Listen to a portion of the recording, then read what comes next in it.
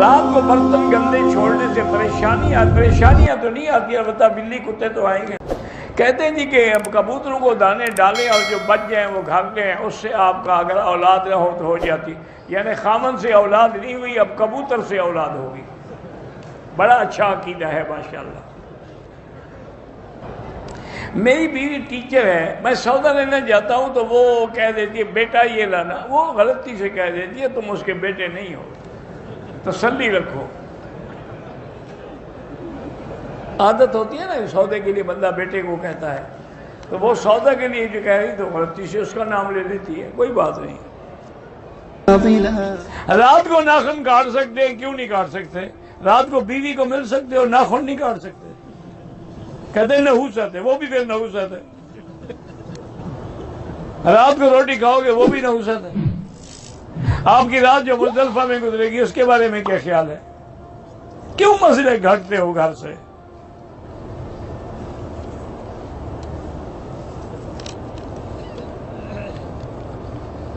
میں حد سے زیادہ تصورات میں کھویا رہتا ہوں، لا حول پڑھا کرو۔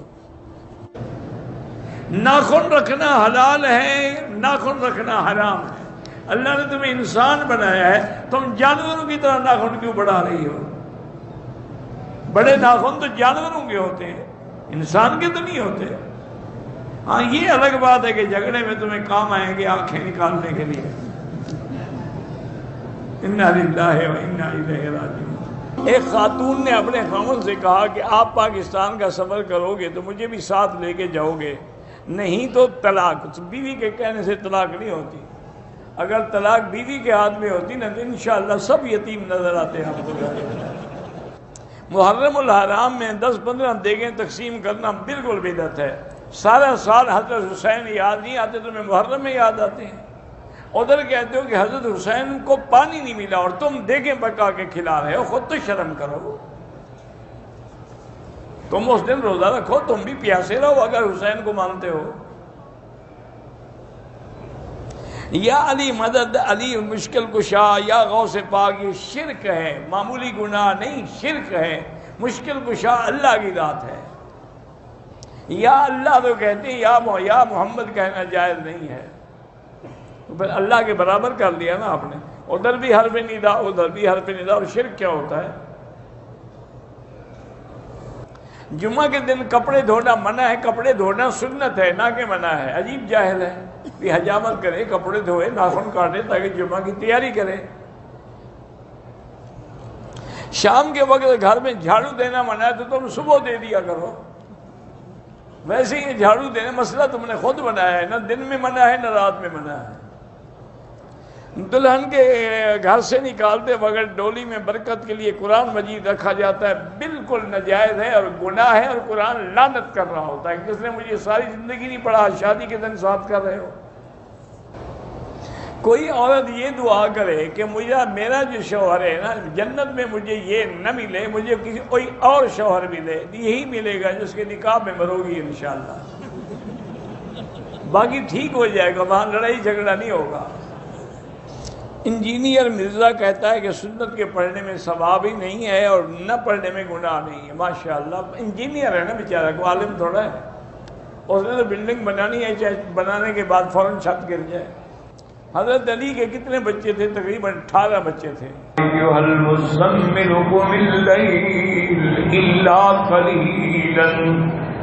میرے محبوب کپڑے میں لپٹنے والے اب کھڑے ہو جاؤ، رات تھوڑا سا آرام کرو، باقی ساری رات میری عبادت میں گزارو۔ کیا فرمایا؟ نصفہ، یا آدھی رات نیند اور آدھی رات عبادت۔ اب انقص منہ قلیلا، یا 2 حصے نیند کر لیں، 1 حصہ عبادت کر لیں۔ یہ اللہ نے فرض کیا حضور پہ، سب سے پہلی نماز ہی فرض ہوئی ہے۔ یہ ساری تیاری کیوں ہو رہی ہے؟ اِنَّا سَنُلْقِي عَلَيْكَ قَوْلًا ثَقِيلًا، ہم نے آپ پر ڈالنا ہے ایک ایسا قول جو بڑا بھاری ہے، بڑی عظمت والا، بڑی شان والا، تو اس کو برداشت کرنے کے لیے پہلے تیار ہو جائیں۔ اب دیکھیں نا کہ جو لوگ الحمدللہ ہمیشہ روزہ رکھتے ہیں، ان کو تکلیف نہیں ہوتی، وہ عادی ہو جاتے ہیں، تحمل کرتے ہیں روزے کا۔ 3 روزے رکھ لیے، 13، 14، 15، اور جمعرات روزہ اور سوموار کا روزہ رکھ لیا، اسی طرح محرم کے روزے رکھ لیے، تو اس میں ان کی استعداد ہوتی ہے، وہ تیار ہوتے ہیں۔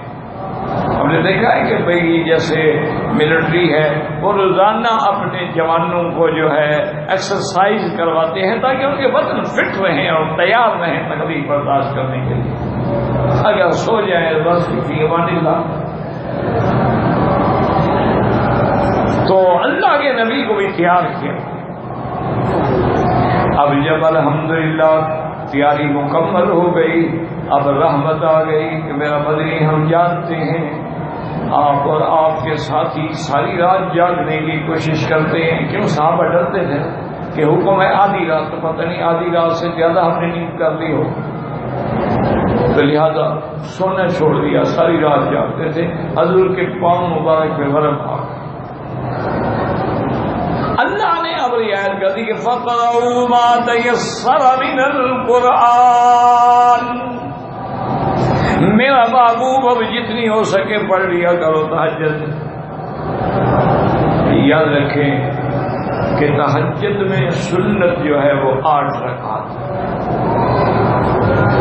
اور افضل یہ ہے کہ رات کے آخری حصے میں پڑھی جائے، اور 4 رکعات ملا کے پڑھیں، جیسے ظہر کی نماز پڑھتے ہیں، عصر کی پڑھتے ہیں، عشاء کی پڑھتے ہیں۔ افضل جو ہے وہ یہی ہے کہ 8 رکعت ہو، رات کے آخر میں ہو، اور جب تہجد ختم کر دیں پھر وتر پڑھیں، یعنی آپ کی وتر جو ہے وہ آخر میں آئے، وتر کے بعد کوئی نفل نہیں، پھر اذان ہوگی تو صبح کی 2 سنتیں پڑھیں۔ لیکن اگر کوئی آدمی عشاء کی نماز کے بعد بھی وتر پڑھ لے کہ اللہ عالم میری نیند نہ کھلے، تو یہ وتر تو واجب ہے، جو حضور پاک نے کبھی سفر میں بھی نہیں چھوڑا، تو میں وتر پڑھ ٹھیک ہے پڑھ لے، اور رات کے آخری حصے میں تہجد پڑھ لے۔ افضل کیا ہے؟ 8 رکعت، لیکن 4 پڑھ لو۔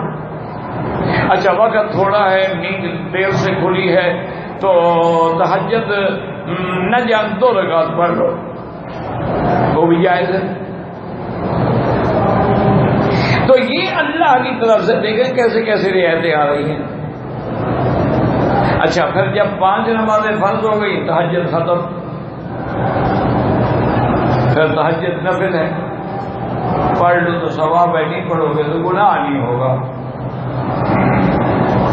لیکن میری درخواست ہے کہ جو میرے بھائی بزرگ، میری بہنیں، بیٹیاں عمرے پہ آئے ہیں، ان کو چاہیے کہ وہ ہر حال میں تہجد پڑھیں۔ اور کیا کام ہے؟ ذمہ دار ہے تو کوئی ذمہ دار ہے یہاں نہیں، دکاندار ہے دکان یہاں نہیں، بزنس مین ہے تو کوئی بزنس مین نہیں، فارغ ہی ہے نا، بس یہاں تو بس پیزا کھاتا رہے اور ہوٹل میں سوتا رہے۔ ورنہ یہ ہے کہ آپ کوشش کریں کہ ہر حال میں آپ کی نماز با جماعت ہو، اور حرم میں ہو، اور کعبے کے قریب ہو جتنا ہو سکے، ورنہ کم از کم کعبہ نظر تو ہے۔ ایک ہے مجبوری کی کام ہو رہا ہے، رس زیادہ ہے، ہم نہیں پہنچ سکتے ہیں، وہ الگ بات۔ اس کی وجہ یہ ہے کہ جب تہجد پڑھو گے، دیکھو جی تہجد پڑھو، صبح کی نماز پڑھو، وہی بیٹھ جاؤ، منزل پڑھ لو، قرآن پڑھ لو، تسبیح پڑھ لو، جب سورج نکل کے اونچا ہو جائے، یعنی یہ لکھا ہے نا شروع کی طلوع شمس ہے، اس کے ٹھیک 17 منٹ بعد یا 15 منٹ بعد کھڑے ہو کے 2 رکعت پڑھ لے، عمرہ مکمل کامل کا ثواب مل گیا۔ تو روز عمرے کرے، یہ نہیں تم سونے کے لیے تو نہیں آئے ہو،